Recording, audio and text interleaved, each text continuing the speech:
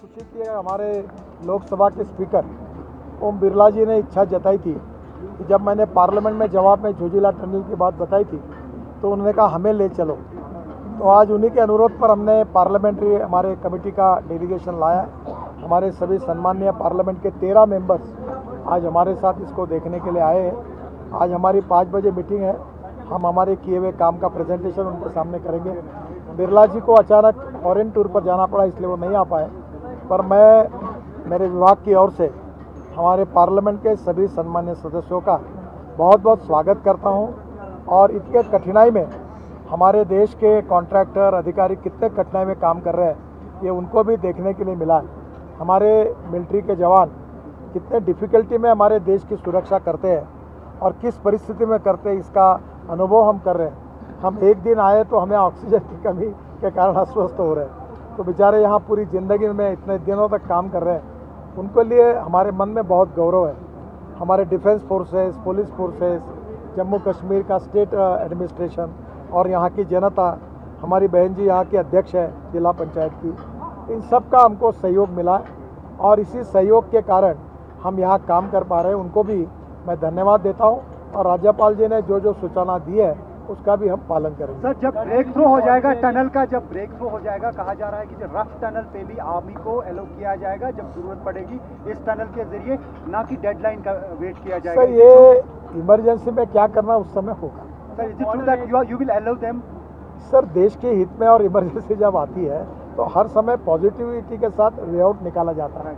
अभी ऐसी स्थिति आई नहीं है, आने की संभावना भी कम है।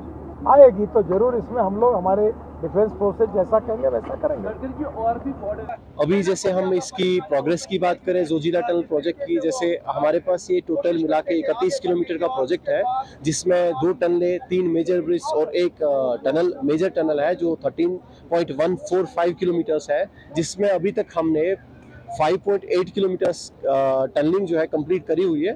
और प्रोग्रेस जो है डे टू डे इंक्रीज होती जा रही है और हम कोशिश करेंगे इस टनल को 2026 तक, जो हमारा डेडलाइन है, उससे पहले नेशन को सौंपने का। कुछ दिनों से मीडिया पे बहुत जोरों से छा रहा है कि आज इनॉग्रेशन है। सर देखिए, अभी टनल कंप्लीट हुआ नहीं, इनॉग्रेशन कैसे होगा। तो अभी जस्ट 5.8 किलोमीटर टनल कंप्लीट हुई है, 7.5 भी बाकी है। तो जैसे 2026 दिसंबर हमारा टाइमलाइन है, तो विल ट्राई कि उससे पहले हम इसका एक्सकवेशन कंप्लीट करें।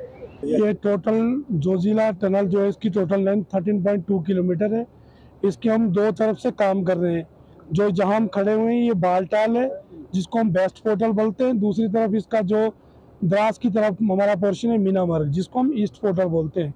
दोनों तरफ से हम हेडिंग बेंचिंग 2 टाइप से इसकी एक्सकवेशन कर रहे हैं और हम इस टनल को NATM मेथड से एग्जीक्यूट कर रहे हैं।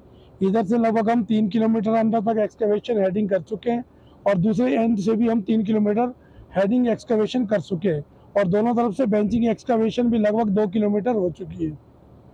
और ये single tube bidirectional tunnel है।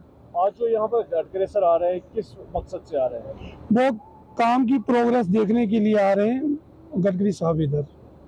तो इस टनल की इम्पोर्टेंस क्या है? इस टनल की इम्पोर्टेंस हमारे जो लद्दाख रीजन है, ये ऑल वेदर कनेक्टिविटी है उनके लिए बहुत है। वो पूरे 12 महीने कश्मीर से जुड़ेंगे, कश्मीर से नहीं पूरे हिंदुस्तान से जुड़ जाएंगे और उसके बाद फॉर मिलिट्री पर्पस ये काफ़ी अहम है।